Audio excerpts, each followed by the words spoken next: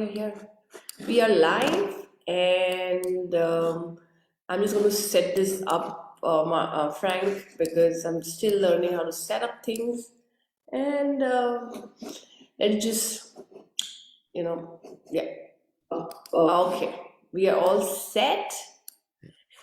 Good morning, good morning, good morning from India and 98th position, 98th mom, 98th interview, 98, and just in 2 days, today evening for me, tomorrow morning for most of you, it's going to be my 99th, and then in 2 days, 100th mom.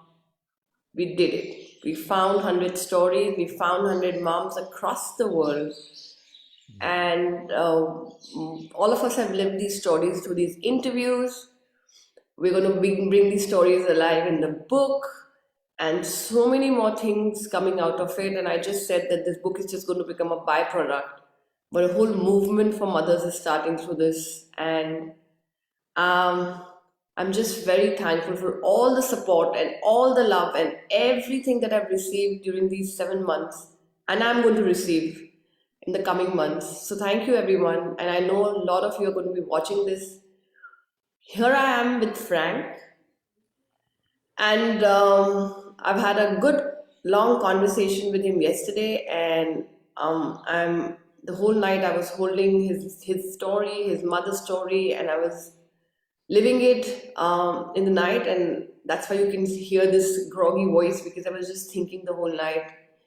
And Frank's mom is coming in the book as a golden edition page, the only page in the book that will be marked with gold. I don't know design wise how, but that's my golden edition. She is the 98th mom. We don't have her anymore among us, but her message, her story is there, and Frank is getting the story out so that this beautiful, beautiful woman's life inspires many, many, many women who are presently here as mums on this planet. Frank, welcome with your mom to the book, and I'm just still, I'm still holding that story since last night. And thank you for having a beautiful conversation from my side, opening your heart to my mother's story as well, and holding it, and then holding many mothers' story, and then saying, I'm there for all these mothers. Yeah. You yourself are becoming a big message to many, many people to bring out stories. And I know your mom has just left us from here, but she is with all of us, and we're going to make her story alive in this book. So I want to still welcome her to this book through you. And I'm opening this whole stage for you to bring that story out just the way you want to, and let us know the story of your mom. And I know she was an athlete. I was talking to my husband, and she's like, "Wow," because he's into sports, and she's like, "Yeah, she's a sports person, and she's been forever. You know, when you're a sports person, you're always, you know, you don't run for medals necessarily or jump or do things. You just keep going for it, because you just keep next day, another day, another day, and you just keep doing things in such a way that you become an inspiration for many, many people. Mark, the stage is all yours. Here we are. Your mom, Susan Marco, is going to be a golden page in our book, and it's an honor to have you here.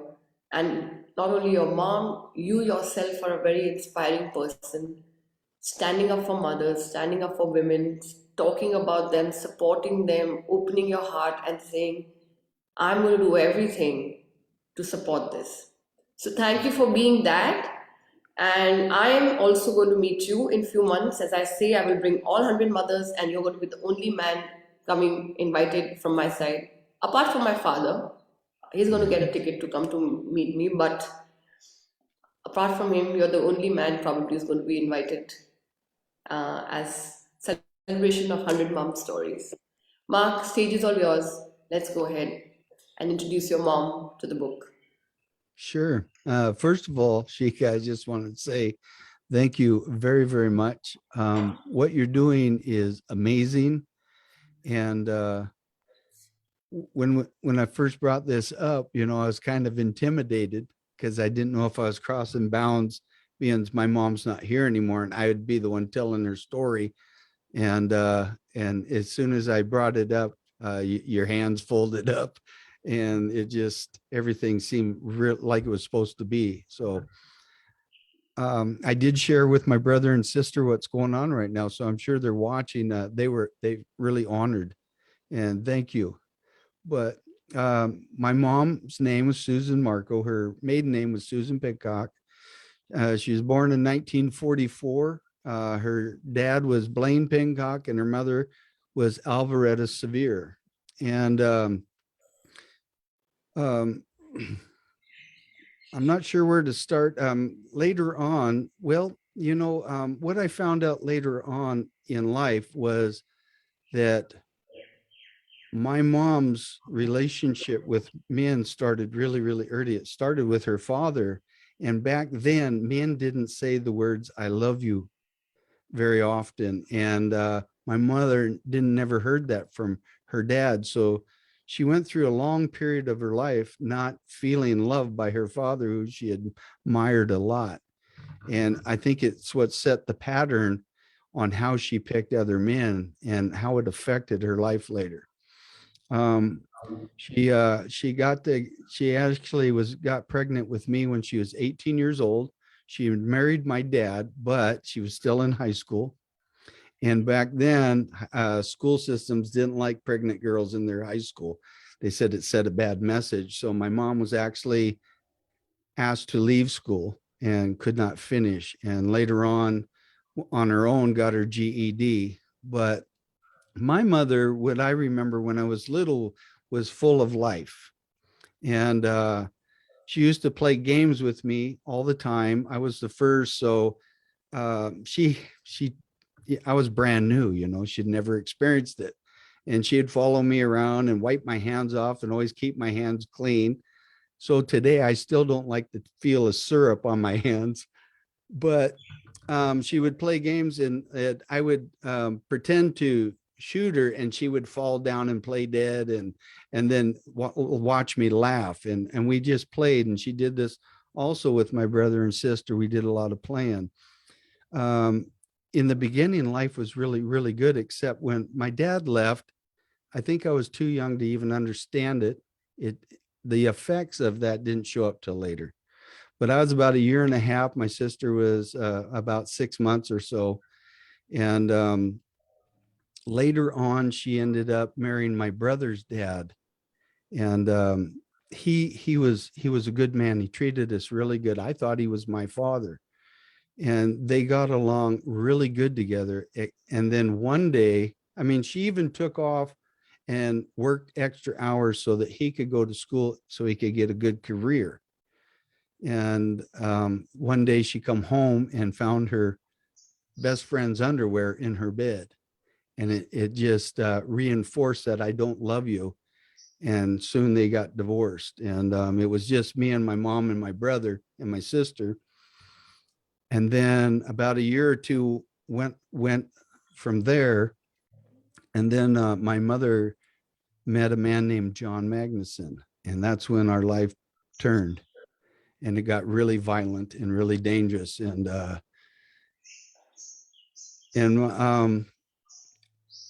there was a lot of beatings. He suffered from PTSD from the Vietnam War. He had 4 Purple Hearts, and he drank a lot. And there'd be times where he'd dive on one of us in the middle of the living room or hallway to protect us from a grenade because he was flashbacking. But he took all that out on us, and the more he drank, the more violent he got. And then when I was about 8 years old, I heard screaming in the night, and my mom was yelling out my name, and I ran out there to see what was going on, because she was telling me to help her. And I was afraid, Sheikah. I was 8. He hated my guts, and I knew he'd kill me. So I was afraid to go there and help my mom. And I'm watching him beat my mom up, and then all of a sudden he picked her up and threw her through the kitchen table. Then he went over to the left-hand side where the fridge was. I couldn't see him for a minute. When he came back into the picture, he had a butcher knife in his hand, and he just started hitting my mom with it in her head, her arms, her legs. And I can still see the blood all over the floor, the walls. I can still see the ambulance lights and the police lights coming through the living room. My mom painted the living room like a burnt orange color, and I still remember that. And I remember her being on the gurney, and people standing all around us, cops, paramedics, and then my mom reaching up and grabbing my hand and crying and telling me it's going to be okay. And I didn't see my mom again for almost a month. She was in intensive care for three weeks and almost died. Um, but she survived it. And shortly after that, my grandfather came to Washington State and moved us all back to Oregon where they lived until my mom was able to heal up a little bit and then get a job and then start life again. But before I go any further, you mentioned her being an athlete, and Waiting for that story as well to come out to know that she was amazing at jumping and she got a medal. So we must talk about that before all this started. She was also she was really good athlete. Matter of fact, that's where I got mine from. Everything I did, she taught me, and she would love to run, and she used to hurdle the front end of a car. She would jump all the way over the top of a car. wow. But she ended up setting a world high jumping record. And because her being a woman, she was not allowed to participate in the Olympics to get that. And I later found out that the governor of Oregon found out what was going on and didn't like it. And so he had a medal actually made for my mother and gave it to her in Portland, Oregon, in front of everybody. And it was put in the newspapers. And he wanted to make sure that she was actually recognized for an achievement that is just out of this world. And, but because that she was a woman, it just another thing that reinforced um, her not having a voice and being able to express herself.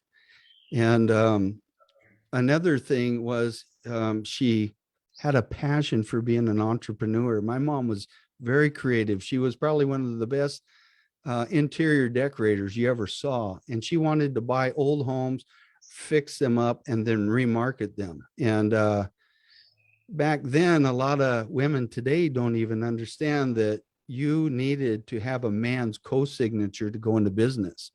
And I would hear men, including my grandpa, say that it wasn't your place. That's the man's place. And you just need to worry about raising those kids. And, a single mom, she was trying to raise us, but she wanted to raise us better. And she had dreams, and they kept getting taken away from her. And I remember this went on for years. And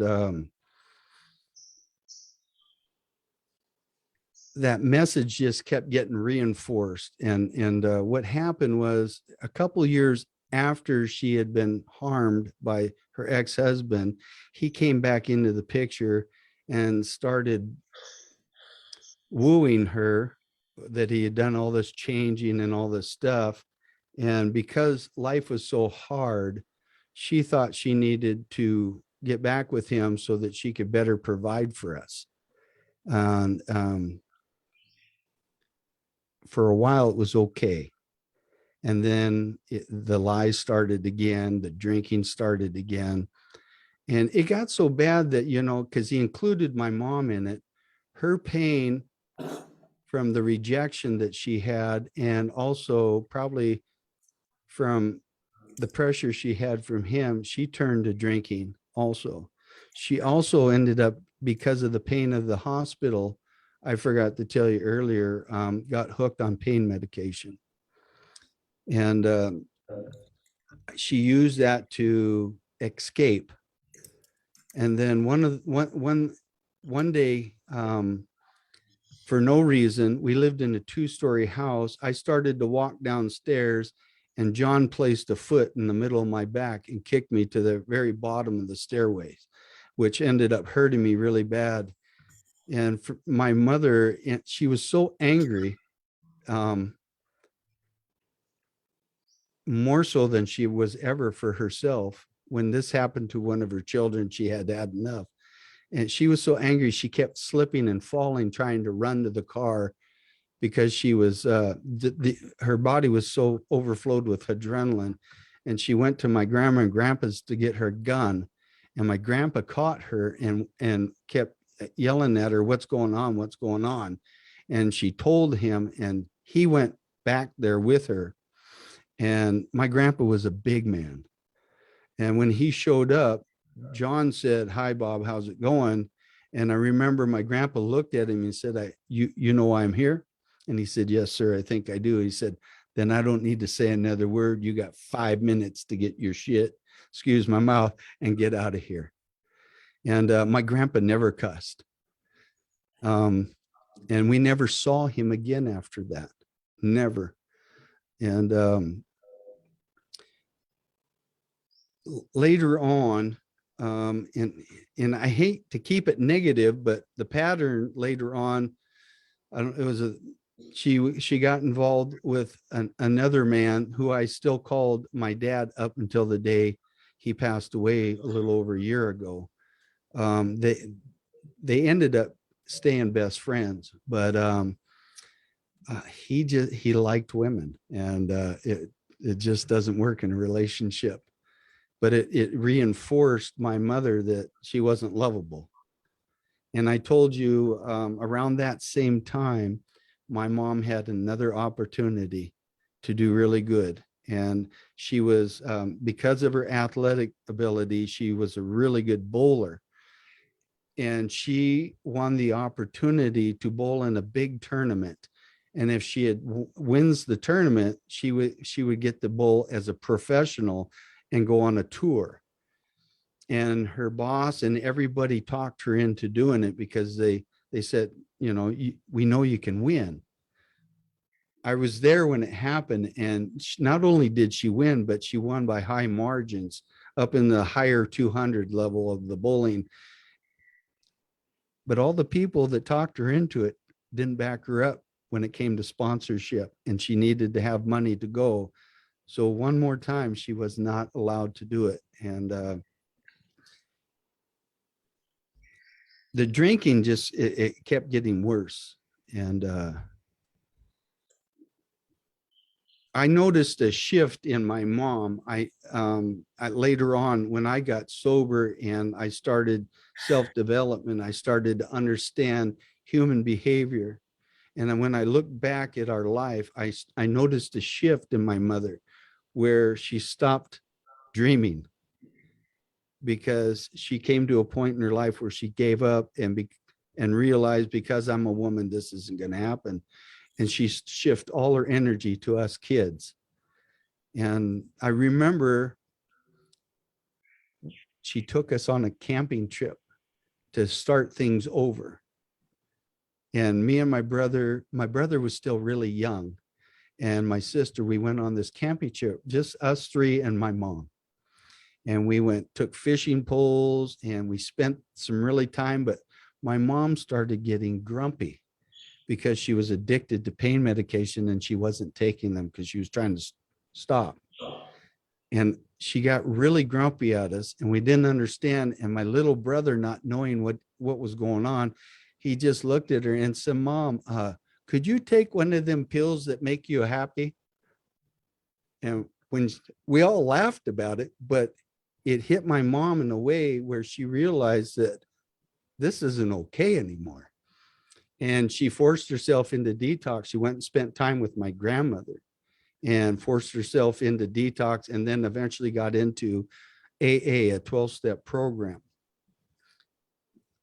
It later on, because of the anger that I was going through and how I was acting out, and I got involved in the drugs and alcohol to escape reality, she later on got me involved in Alcoholics Anonymous, and we ended up getting sober together and growing up together.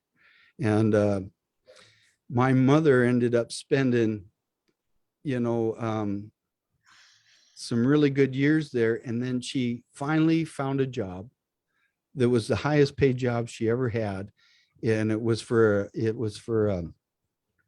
a titanium plant, and she was a grinder. And it was on they called them salad bowls. They went on the back of a fighter jet where all the flames come out. And her job was to um, grind all those little bumps off so it didn't create fires or explosions. And it paid her $15 an hour. And back then that was a lot of money, especially for a woman. And I hate saying especially for a woman. We should never have had to say that, you Yeah. know. And we're getting a little bit better about not saying that, but it was really bad then. Matter of fact, it was legal, Sheikah, for a man back then to beat his wife. They just turned their head. You told me But that when that incident happened and she was taken to the hospital and cops came and um, I mean he was just released. Nothing actually happened to him. Also because he was the ex-army officer, I think, and he was an ex and like you told me, it was okay for beating, like it was okay. And also that you mentioned, and why I'm saying this is because honestly, I mean, I don't know where I'm going with all these stories and where is it heading. I'm getting very, very intense stories every day. yeah, And when you told me that you first ran, when you heard her voice calling you, you ran to your friend and called your friend's dad and said that I need help. And you were all of 8 years old. And he said, I don't want to get involved. He yeah. said, when she was being, a butcher knife is being used on her, you were screaming for help.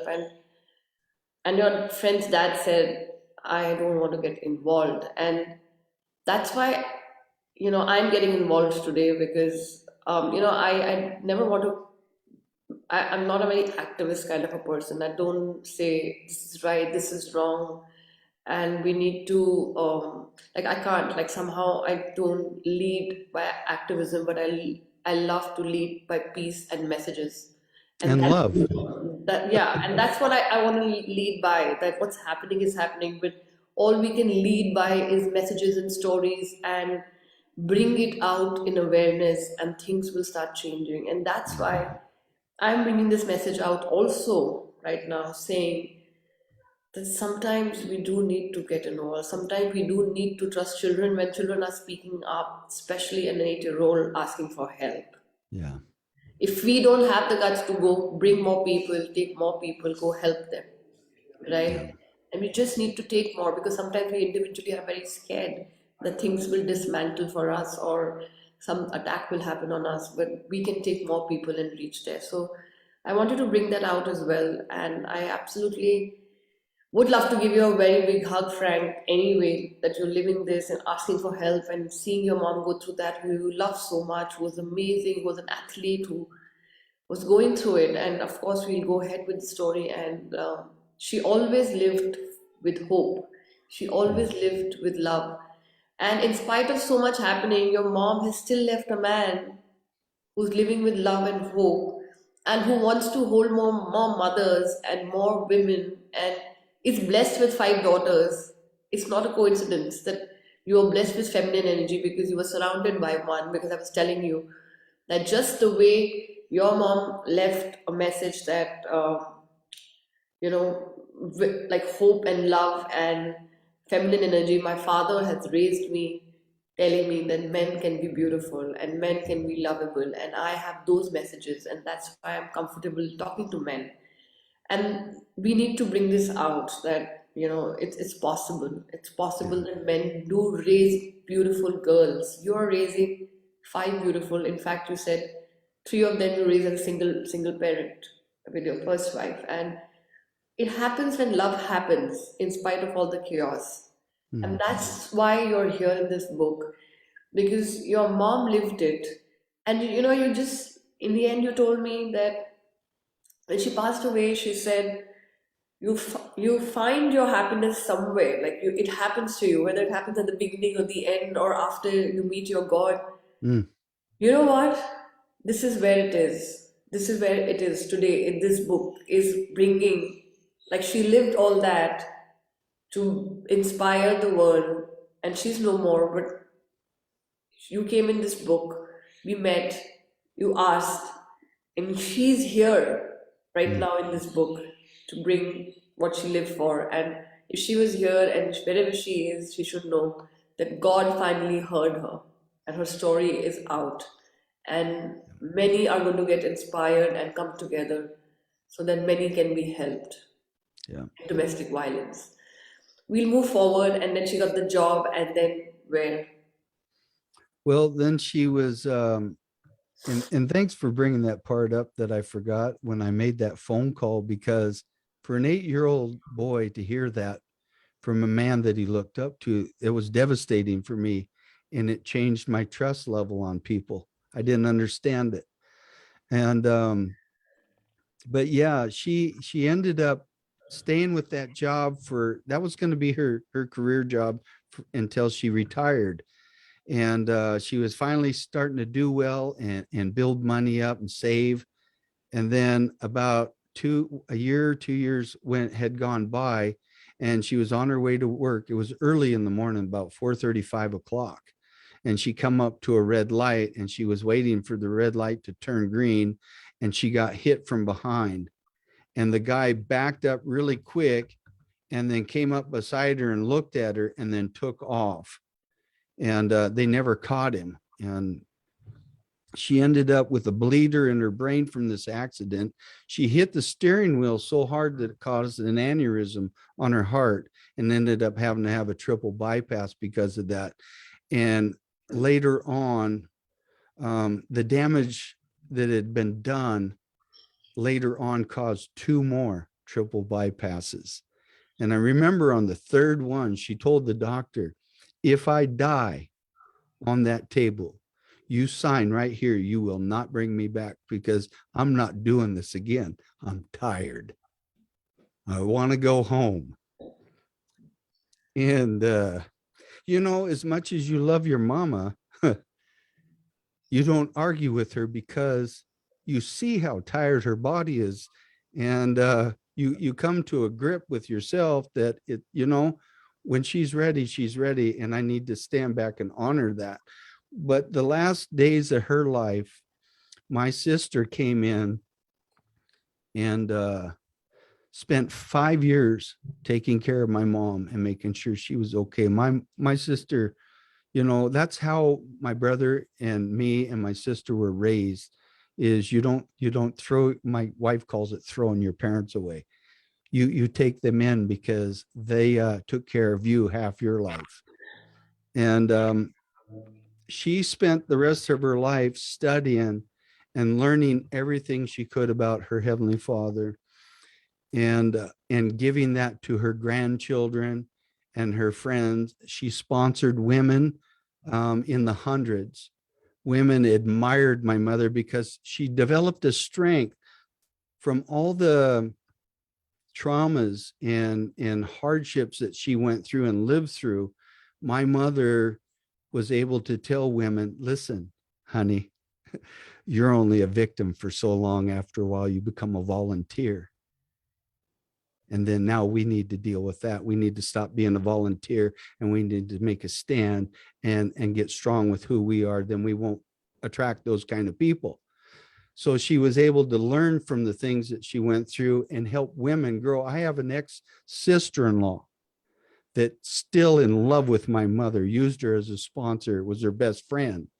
And when my mother passed away, there's some messages on that picture that you saw. They put that on there. But my father-in-law called me up a couple days before we had her services, and he was crying.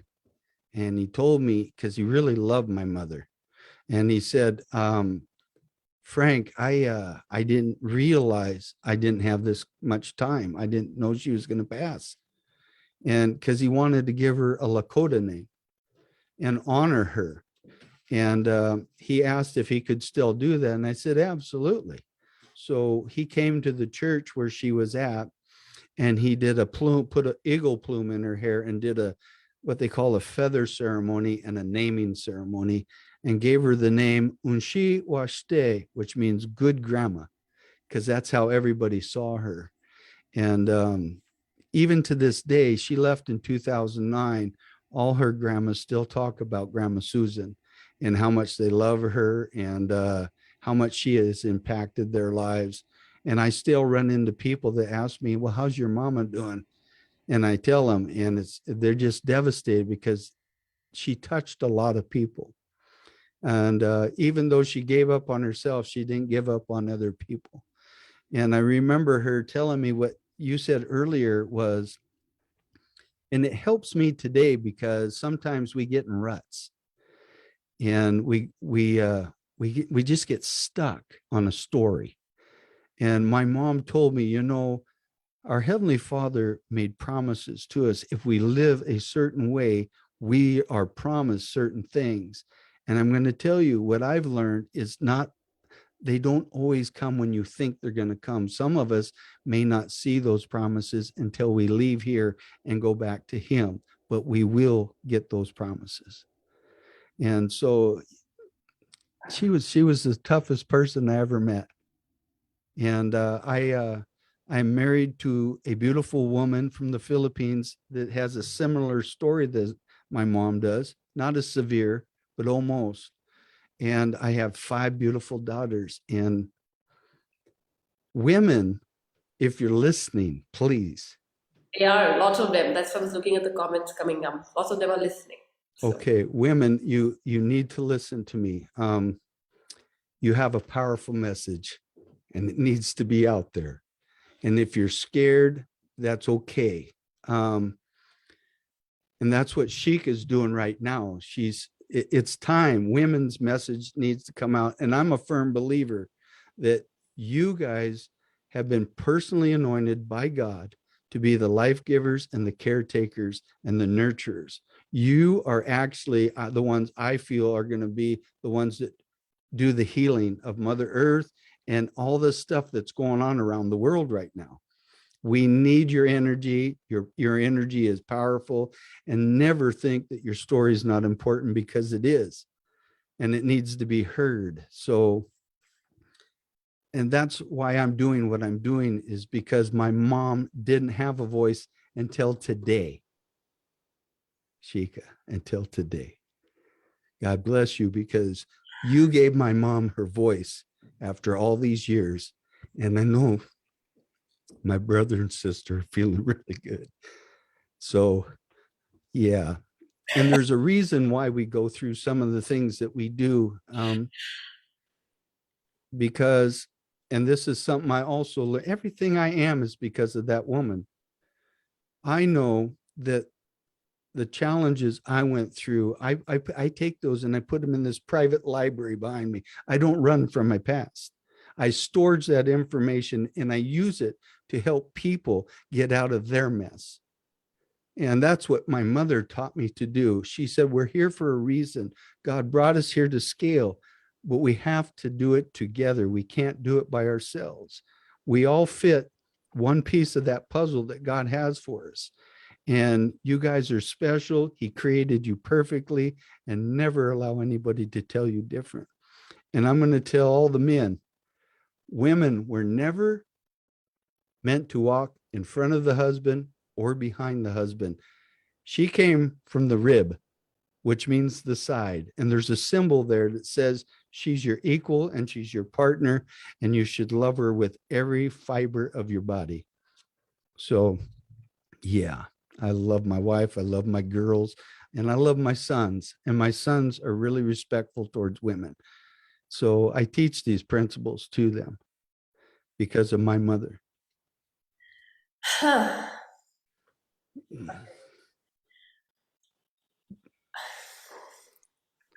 there's a lot more stories. We just don't have enough time.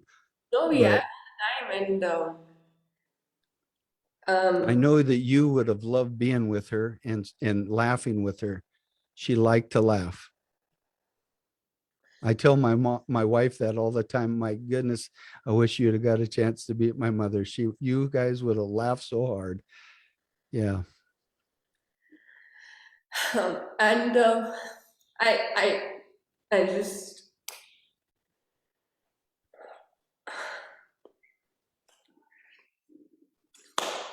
I, you know, this is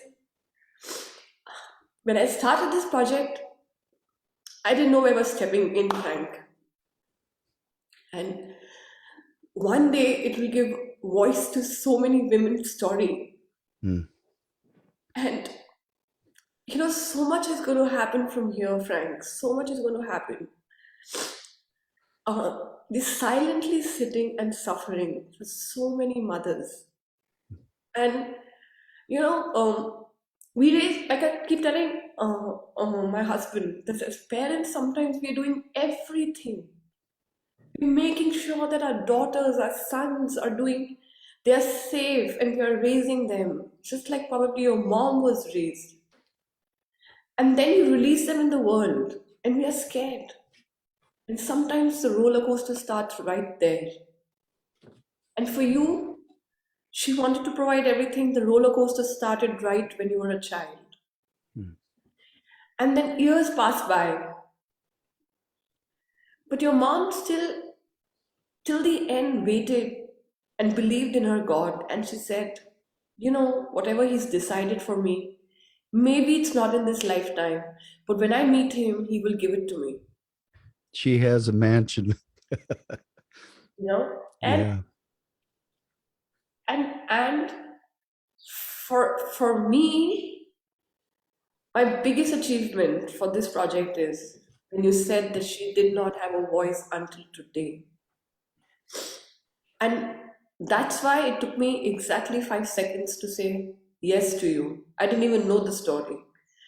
But I knew when a son raises his hand in the middle of something and a son says that I want to bring my mom's story, you already know what that mom has done.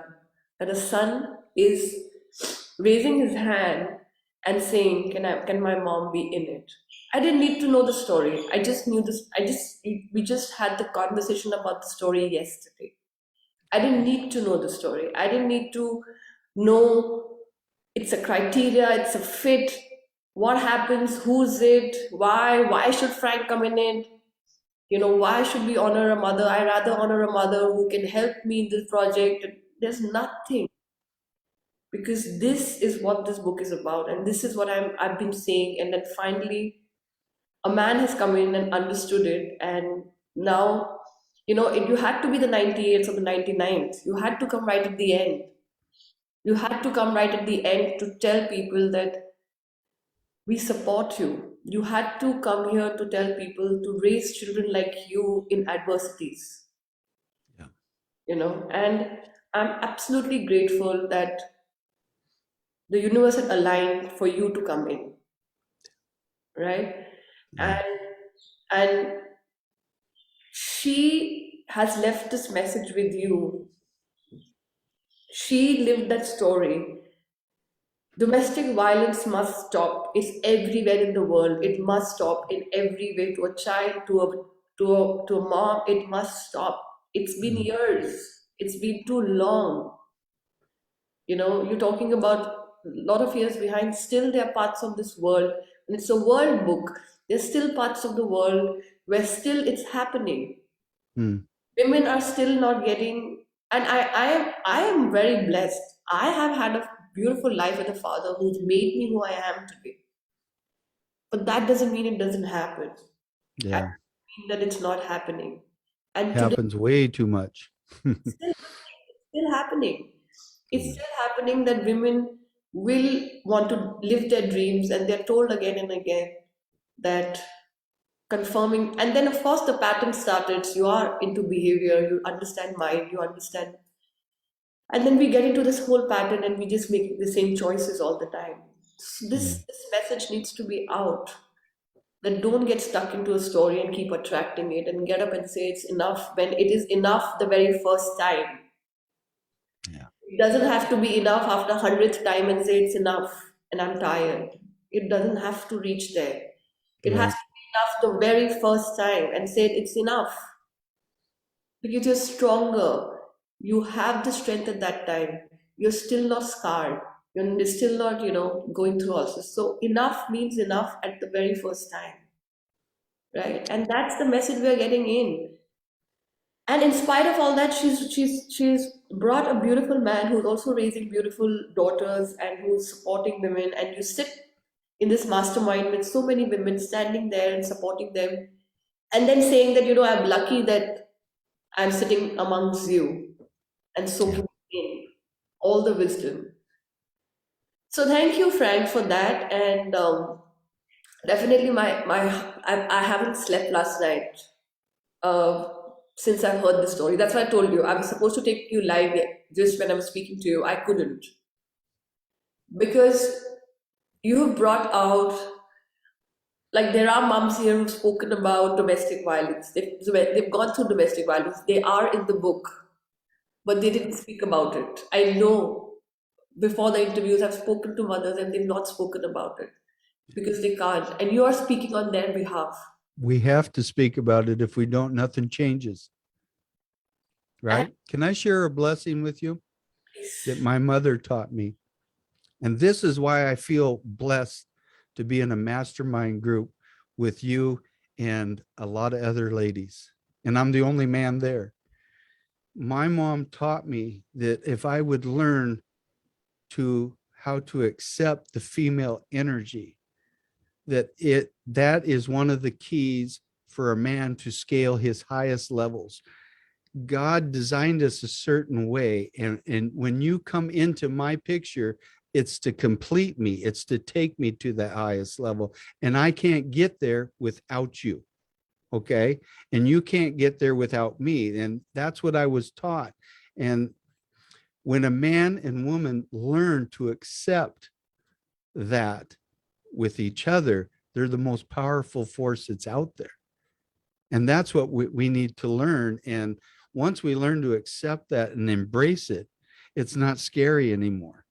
It's exciting, and it opens a whole new world of possibilities. And you have a partner to share it with. And I tell people in marriages, like men, you only have one job in a relationship, buddy, and that's to love your wife. You love her through the good, the bad, and the ugly. Your job's not to change her, to criticize her, or anything. That's her job. Your job is just to love her.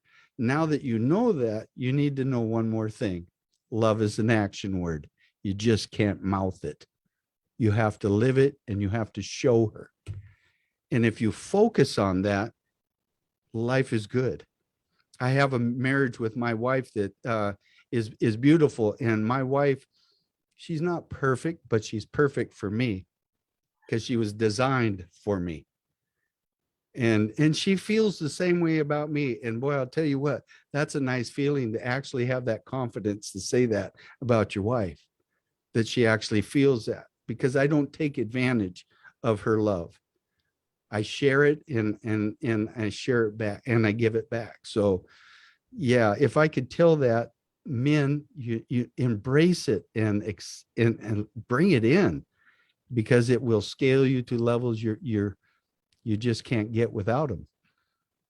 And women are powerful because the stuff you guys put up with, and then you add children on top of that, and careers and jobs, and you're the best um, functional people out there, multitaskers.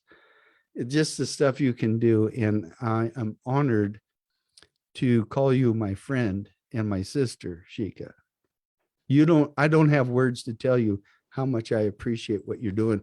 It's been a lot of years, and I never thought it was ever going to happen. So I know I didn't have to say the story, because I could see in your eyes, as soon as I opened my mouth, you already saw the story, and your hands went up that fast.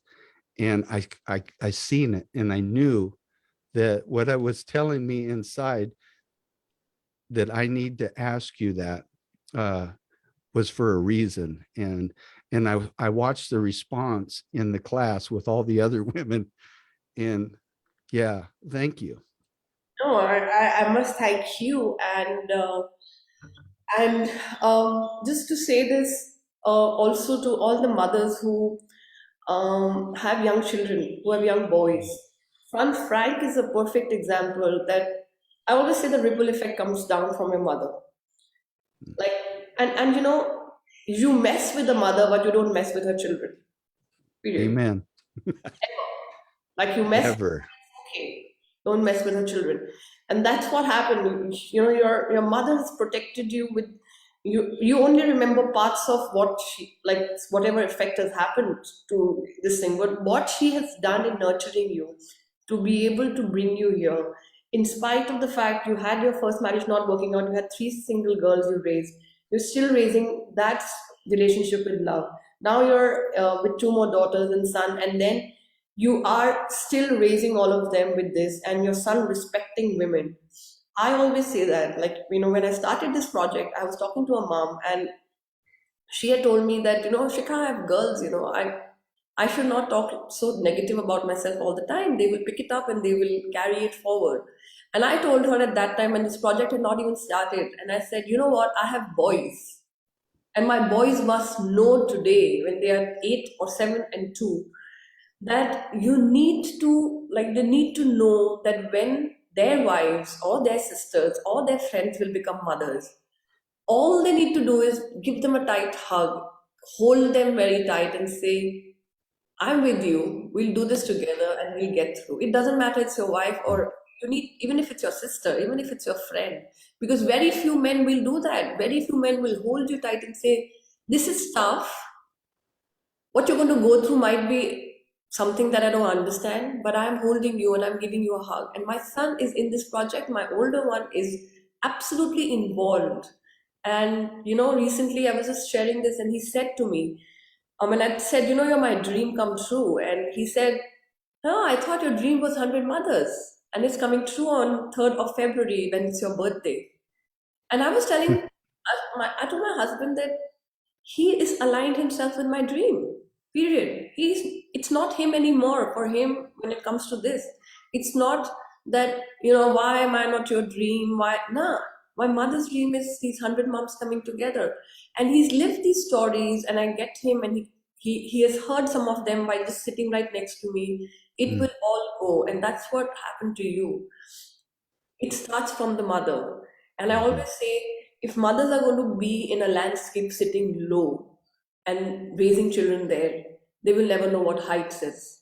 They will have to climb, the kids will follow, they will reach the peak and give their shoulders and say, fly from here. Then the kids will fly and know what heights is, what beauty is. Otherwise, they will keep playing very low, sitting at the ground all the time. And then this chaos starts, because as human beings, we're supposed to be expanding, we're supposed to be flying, we're supposed to do so many things. But if our kids don't see us, and you've seen your mother climb, she was an athlete, right? And mm. she had that spirit in every way in her life. And again, the message of sports, message of the fact that when you're physically active and sports is there, it doesn't go away from your life. So, um, You yeah, guys have the most important job in the world, raising God's children. I mean, there's nothing more. Kings and presidents don't have a job that important. You yeah, guys do. And people need to recognize that how important that is, because it's been minimized for hundreds, thousands of years. And it's time to turn that around. And yeah, when you understand God, you understand the importance of a mother. And God, Heavenly Father, loves his daughters oh with yes, a passion. oh yes. And we have men like you and men like my father who, I always talk about my father, and he was like a grandfather of a very big family, because he lost his father, then he raised his brothers, and he was we were all together, and other men in the house would never compliment their wives. Of course, my father's wife was not there, and my father. Every morning when women would dress up or get up, or we would go for a party, whether it's the daughters of the house or his mother or his brother's wives, Mm. he would just be so exaggerated frank. And today when you're saying this, and I realize this, why do I feel so comfortable around men? And I miss him because most men don't do that. And Yeah. he would either whistle or he would just like, I would get dressed when I was in my teenage, and I would just get dressed and I would walk and he would just fall on the ground and say, my God, my heart just skipped a heartbeat and I can't see such a beauty walking in my house. Me, I would sleep and he would just come and tickle my feet and try to wake me up for the morning because he never believed in waking kids up with very loud voices. Get up and Yeah. go.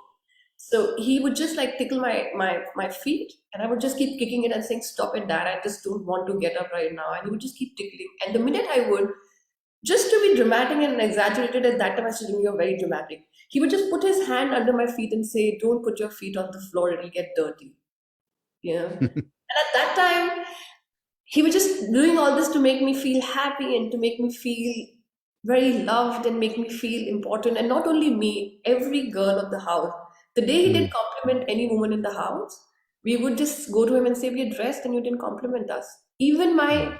his brother's wives will come and say, "What happened? Neither did you whistle, neither did you clap, nothing. We all dressed up, what, we're all looking nice." Yeah. But you're raised with a man like that as well, and nothing else except shine happens. And I'm meeting another one just like my dad, and I see that in you as well. The love, the shine, the hug that you want to give to women. That's the only way to raise. And my dad's mother, like for my dad's mother, my father was like nobody could mess. Or even when he was back from work, she would go to his room and make sure his bed is properly, because he would say Mm. he's worked very hard his life and his bed should be properly made. And I would be in my college and I was like, come on.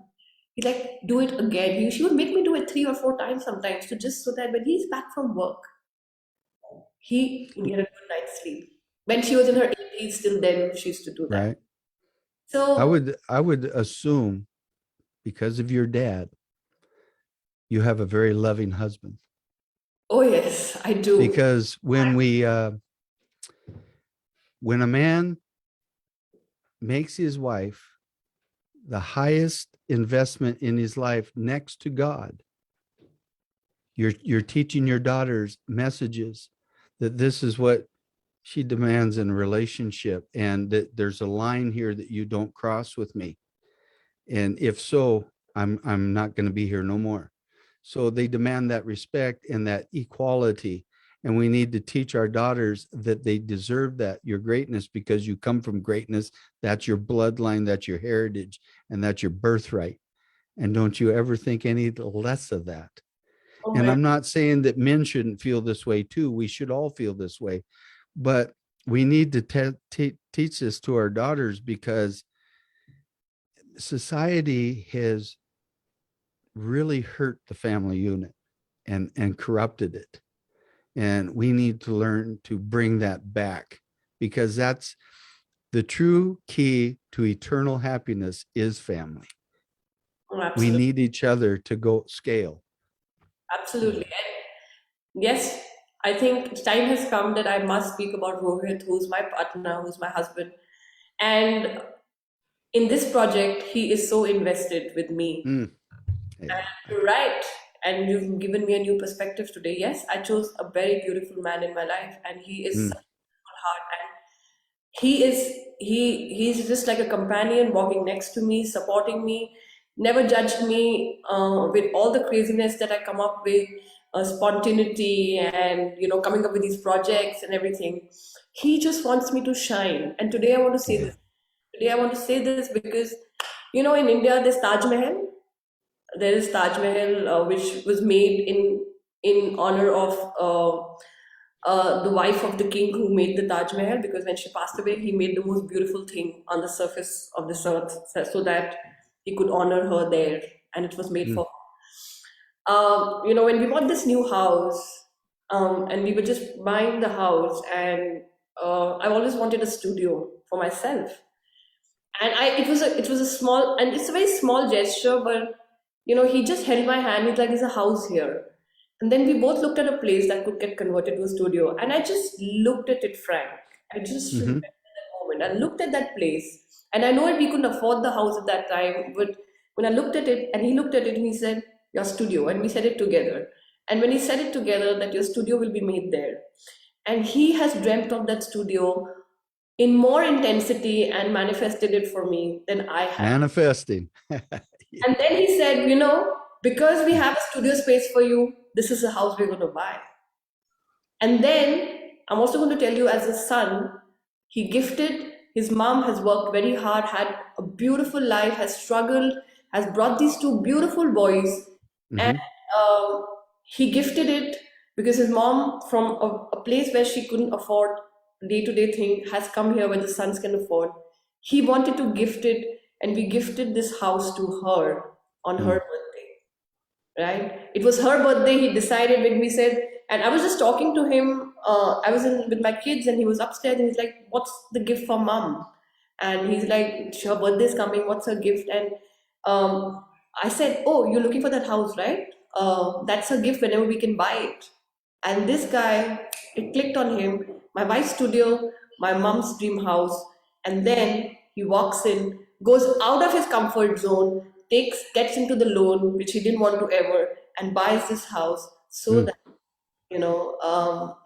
and he's ready to go through that uncomfortable loan or whatever, but he did it and gifted it, so that his mom can also feel that her dream came true while she's Mm. alive. So yes, I chose a beautiful man because I Like your father. like my father, because, because and it's such a beautiful message, and that's why, I'm saying the story is that you're right. When you're raised with love, only thing Mm. you pass on in future is love, and Right. nothing else, because that's what you know, and that's what you pass on. But when you're Right. inadequate, when you have lack, and when you have the whole feeling that we're not worthy, just keep repeating that, and that's what multiplies. And all the stuff that we hear, here is the example, and you just made me aware why I chose such a beautiful man. I just keep blessing myself. I'm so blessed to get him, but also my dad gave me all the skills to choose the right life because of the Amen. love he Yes, he loved. did. That's awesome. And that's why you're the way you are. Thank you. That's why you are doing what you were doing, is because you were gifted that kind of a father, and now you're handing that down to your boys. Yes. So it's just really cool. And a lot of people don't understand, Shika, that the only difference between any of us is what story we inherited as we're growing up. But when you understand how the body works, the mind works, you'll learn that you can change the story and use it to benefit you and to take you in a direction that you never thought possible. You just have to dig deep and learn that. One of the things that I share with people, there's one thing you can never inherit from your parents, and that's a testimony. You have to do the digging. That's up to you. And God told us everything we need is right here, but you have to do the digging. Yes. Because if you don't, you start living other people's testimony. When you get challenged in life, you're going to fall because it wasn't yours and it's not solid. You have no solid ground to base it on. So that's a message I would love. You just got to teach the children. You have to do your own investigating. Oh yes, and you can see all the restlessness happening now. My children are waking up, and this class is starting, and you can see he's searching for something, and he can't Yes. interrupt me in the middle. But we have Wilma, who's also has a beautiful story of a father, and sometimes I will share it. In fact, I'll tag the interview we did. It was another beautiful story of a father. So it's amazing that mothers, in the mother's book, we're also honoring fathers, and maybe a new thing is starting up, and maybe you lead my whenever the next venture started for fathers, because sometimes there's a book that I want to write called My Three Dads, because I was literally raised by three fathers, and Mm. and all of them brought something. And all of them actually, I told you yesterday, I went back to my father and I said, Dad, I was a girl without a mom in a big family, and I had men in this house. But I was always looked at as a girl and a child of this house. I never felt unsafe. And that I owe to the whole family because men around me never made me feel unsafe. And that's why I don't feel unsafe around men. Mm.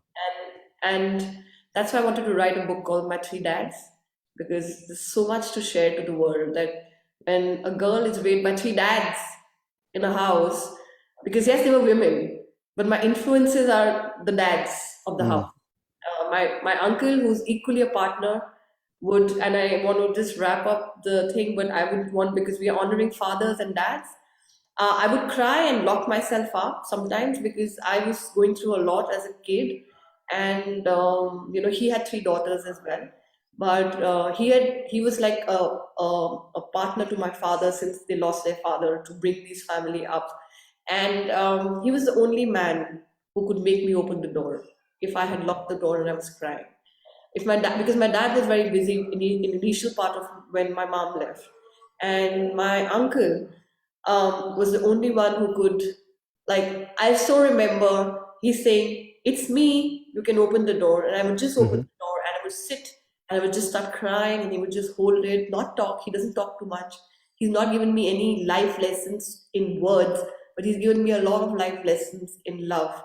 And he would Right. hold it and he would just, and recently I was talking to him and he just told me, "You were going through a lot." And I said, "No, I was not." I was telling him about the mothers. I said, "You were going through a lot." And I could see it. But all I could do is stand next to him and say, "You're not alone." And Mm. that's what he did. So I've had, I've been raised also by men. And after having a story of domestic violence and talking about that, I still, know that there are men like you and my uncles and my dad who are bringing this world in a beautiful way. So through you, we will honor that as well in this book and Mm. bless you all as well, Thank you. because all hope would be lost if these kind of men were not there. If these kinds of men were not there, all this Vilma here, there are a lot of people who have very beautiful stories with their dads as well. So, Frank, thank you so much. And thank you so much for coming in this book, for raising that hand reluctantly in the middle of the crowd and saying, "Can I say something?" And I want to thank the universe or anything that gives me the courage to say yes when a hand is raised within seconds to say yes, because I trust it. I trust if somebody is raising the hand because it takes courage to step up and say, "I really want this to come out," and you had the courage to step up and you're That's okay. because you women in the gave me the courage. Your energy helped me with that. So yeah. Thank you for bringing this out. We love her already. There's going to be more love being showered. Her message will go out. She is letting everybody in the comments. We have a lot of comments, but she is the mother. She's the golden page in our book. She's the only golden addition to our book. I will do something with gold leafing or something with her because my dad's a printer and I know a bit about printing. So the book is getting dedicated to my mom, and then there's another mom, and probably these two mothers would not know what's happening in this book. Like my mother and or my mother might, I don't know, but your mother and my mother. But somewhere they will know that their message is getting across of silent suffering needs to end. Yeah. It needs to, we need to express, and the book is 100 self-portrait, 100 dreams of mothers who dared to express. That's the Yeah. tagline. We are going to dare to express not only by words, but visually through self-portrait, where nobody will tell us how to take our pictures and tell our story. We will tell our stories with cameras, and that's also a journey. And we will tell the world that this is our story, and we are okay by telling it, and we are going to tell it loud enough in this book so that many mothers get inspired. So thank you, Frank. And before leaving, would you like to say something? We have too many mothers joining in, and nobody's left. My viewers, whoever started, are there till here. So They're thank still watching, huh? they're still watching. They're just still watching. They're still watching because they're all mothers in the Well, book. and they're going to amplify their messages through this book. Well, And I want to let you know, and every woman that's out there watching this Live Your Greatness podcast that I just put out there is for you guys. And anytime you want to get your story out there, you get a hold of me and let me know.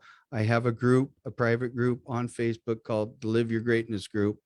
And if you're serious about your passion or whatever it is, and you want to get your message out or connect with other women, I'm connected with powerful women like Sheikh and Deb and Charisse and LJ and Marilyn and I a lot. And that's what this is about, is connecting you guys and creating an environment for success. And what I mean by that is creating a group of people that will help keep you accountable. They will help push you. They'll be your cheering section when you need them.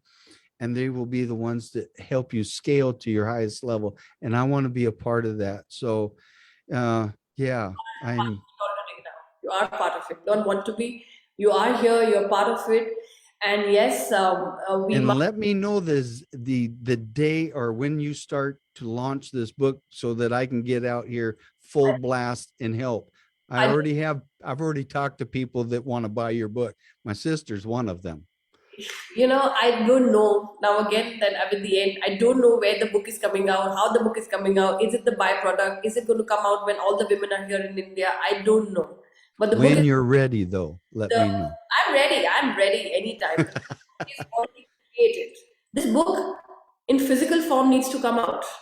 And anytime you want to do a podcast with me, you let me know that too. I will, and I bring all these women there to speak up their stories as well to your podcast. I would love to get these 100 moms to come and speak up to your podcast as well. Apart from the podcast that I was talking to, that I'm taking up with all these moms, Yes. them to go on more and more viewership and podcasts and this story. But let me tell everybody, the book is already created. If everybody can't see it, sorry, the physical form is coming. It's like that, the baby is already there in your womb, and you can't see it. You'll see it in 9 months, but the baby is still there. The baby is absolutely there, living. It's a living book with living energy already. So the book is already there, and I want everybody to know. I don't know if you guys can see it. I see it every day. I see the I see it. story. I have been listening to all these 100 interviews, and I see it every day. And I'm like, yeah, this book looks like this. That's the photo. The photos come in, the submissions come in. The book is already there. It just needs to be physically created. It just needs to Yeah. have a physical form, and it just needs to. But before that, many things are going to happen. And I today, like last 5 interviews, I've been announcing a lot of stuff. I'm going to Ludmilla is here. We're going to do a run for mums. 10,000 kilometers Ludmilla, we're going to complete with 1 month of mums for, showing that we must walk, we must take care of ourselves. And we're going to 100 moms are going to walk, and whatever money we collect or sponsorship or whatever will go to homeless mothers is what's coming up next the minute these 100 moms goes off. Veterans with LJ, we're going to go and support veterans of our country. And for the first time, mothers will come together and say, yeah, you can keep fighting amongst each other as country wise, but we mothers here to give you a healing support because we Mm. are all together. And today, with talking about your mom's story, we must stand up for domestic violence and maybe come out with something that peacefully we can get this message out that this must stop. Domestic violence must stop of any kind, to children and to mothers and to anybody, even men, everywhere. Domestic violence. It affects the whole family. Yes, it must stop, and whatever together we can do, Frank, to bring that message out and join the hands with these mothers to tell the message that it must stop. And I don't know Yeah. when will it stop. I don't know whether ever it'll stop, but there's no harm speaking up. There's no You harm. have my service anytime you need it. We're going to do it. We're going to do it. I don't know what exactly will come in, but that's what's the message coming with you, that no more domestic violence, and let's stop it. And I have so much so much getting created inside of me that I don't want to just keep quiet and say, Shekha, sit down, get this done, and then release a lot of other things.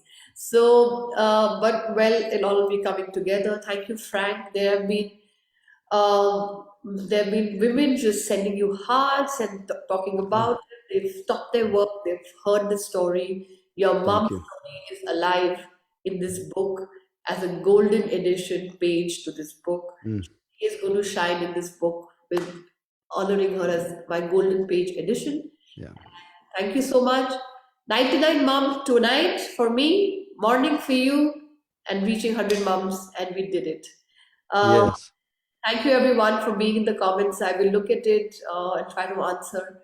I'll go to my mom's duty because my kids need breakfast, and I will go back and give them some breakfast. And I shall see you soon, Frank. And All right. everybody, please reach out to Frank's group. I just send it to me your group link. Maybe I'll It's just right here. It's Live Your Greatness group on Facebook. let's go And join. remember that you are greatness because you come from greatness. So let's join Live Your Greatness. Go to his podcast, amplify our messages, release it out, talk about it, and bring her mother's journey alive through him.